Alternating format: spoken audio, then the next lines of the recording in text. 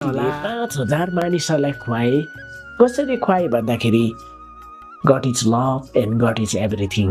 परमेश्वर प्रेम हुनुहुन्छ अनि परमेश्वर सबै हुनुहुन्छ।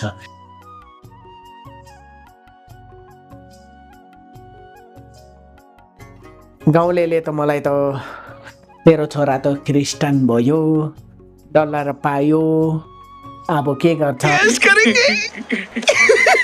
पैसा ही पैसा होगा। यसै कारण परमेश्वरले मानिसलाई आफ्नै स्वरूपमा सृष्टि गर्नुभएको कसैले बुझ्दैन। हामी कहाँबाट जन्मियौँ होला? धेरै विद्वानहरूले भन्छ बाँदरबाट मानिस बनायो रे, तर रहिएको बाँदरहरू किन जम्मै मानिस भएन? भन्नुहोस् न। होइन है भिर्के, म त के कुरा पो सुन्छु त हौ। तँ त क्रिस्चियन पो भइस रे त हौ। म त अचम्मै पो लाग्यो त हौ। क्रिस्चियन किन भइसौ? गाउँलेले त मलाई त तेरो छोरा त क्रिस्चियन भयो, डलर पायो, अब के गर्छस्? तँ त काम गर्नु पर्दैन होला। यो डलर सलर चाहिँ होइन भन्नेले त किसिमै भन्छ, नभनेको त केही कुरा मैले त भेटाइनँ। भन्नेले राम्रो गरी खायो भने पनि के साह्रो त्यसकै मात्रै भन्छ, अनि बोलेन भने पनि त्यो फुर्के भन्छ, बोल्यो भने पनि त्यो के साह्रो पोखिएको भन्छ, अनि गरी खायो भने पनि त्यसले कहाँबाट लिएर खायो नि भन्छ, गरी नै खाएन भने पनि त्यसको हात खुट्टा छ के साह्रो अल्छे भन्छ। त्यही भएर यो संसारमा मानिसहरूले नभनेको शब्द छैन। आज म क्रिस्चियन भएँ अनि मानिसले भन्छ मैले डलर पायो रे, अथवा डलर खायो रे, अथवा डलर पाउँछ अरे। तपाईँले भनेको सही हो, मलाई पनि मानिसहरूले भन्यो डलर पाउँछ अरे, क्रिस्चियन भयो भने डलर पाउँछ अरे। तर यो होइन, यो गलत कुरा हो। किन भन्दाखेरि क्रिस्चियन हुँदाखेरि डलर होइन, क्रिस्चियन हुँदा त आशिष पाइन्छ। यो बाइबलमा यसरी लेखिएको रहेछ, जब जब हामी परमेश्वरको वचन पालन गर्छौँ तब परमेश्वरले आशिष दिनुहुने रहेछ। अनि यहाँ मैले अध्ययन गरेँ, 5 रोटीले 5,000 मानिसहरूलाई खुवाए। कसरी खुवाए भन्दाखेरि God is love and God is everything. परमेश्वर प्रेम हुनुहुन्छ अनि परमेश्वर सबै हुनुहुन्छ। किनभने परमेश्वरले नै यहाँको सबै कुरा बनाउनु भएको रहेछ भन्ने कुरालाई मैले बुझेँ। हेर्नु बाबा, मान्छेले डलर खायो कि भन्छ कि या धर्म बेच्यो भन्छ, डजन्ट म्याटर, त्यसले फरक पार्दैन बाबा मलाई। अब चाहिँ मैले यति कुरा भेटाएँ कि यदि येशूको वचनहरू हामीले पालन गर्यौँ भने चाहिँ परमेश्वरले हामीलाई ब्लेस गर्नुहुने रहेछ।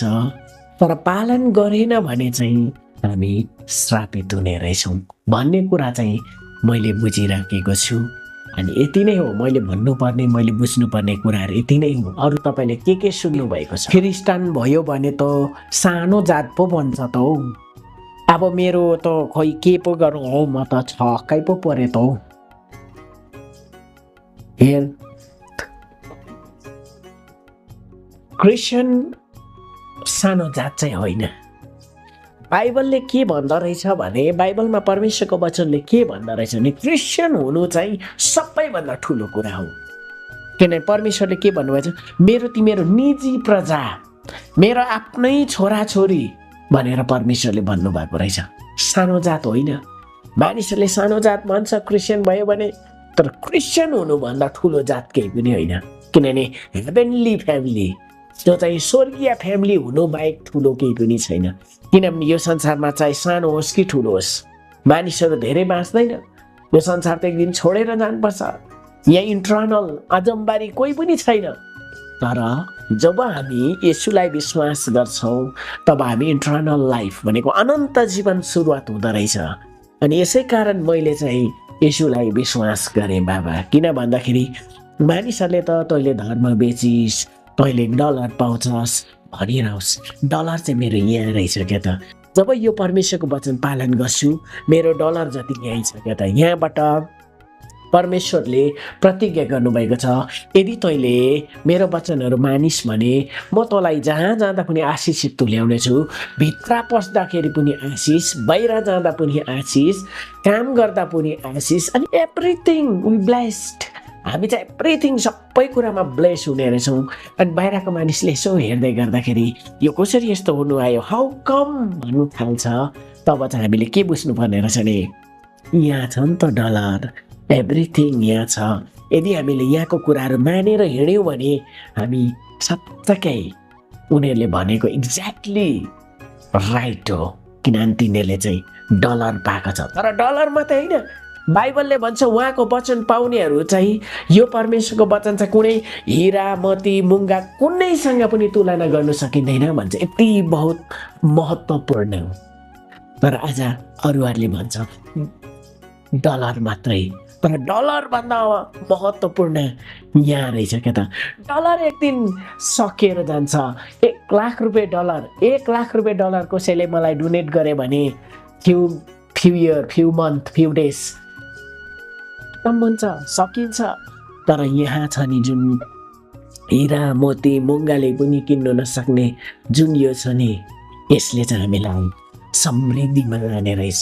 हितोपदेश 22:4ले यसरी भन्छ है। अनि म एकदमै खुसी छु बाबा, जब मैले यसुलाई विश्वास गरेँ तब म खुसी छु, म आनन्दित छु। हिजोसम्म मैले लेङफेङको जीवन जिउँथेँ भने आज सही कुरा के हो भन्ने कुरालाई मैले चिनेको छु। र तपाईँ पनि चाँडै यो कुरालाई विश्वास गरिहाल्नुहोस्। किनभने मैले यो अध्ययन गर्दाखेरि मानिसभित्र सास हुँदाखेरि, मानिस बोल्नु सक्दै गर्दाखेरि, मानिस हिँड्नु सक्दैखेरि नै आफ्नो सृष्टिकर्ताको याद गरोस् भनेर मलाई बाइबल धर्मशास्त्रमा लेखिएको रहेछ। भन्नुभन्दा अगाडि त हामीले हाम्रो ईश्वरलाई त खोज्नै पर्छ रहेछ। भन्नेले जे पनि भन्छन्, भन्नेले जे पनि भन्छ त्यसले फरक पार्दैन। किनभने कसैले आएर हाम्रो घरमा चामल त लगाइदिने होइन, हाम्रो भाँडामा चामल हालिदिने होइन, भन्ने मात्रै हो। भन्नेले भनिरहन्छ, तर हामी सत्य बाटोतिर लागिराख्नुपर्छ।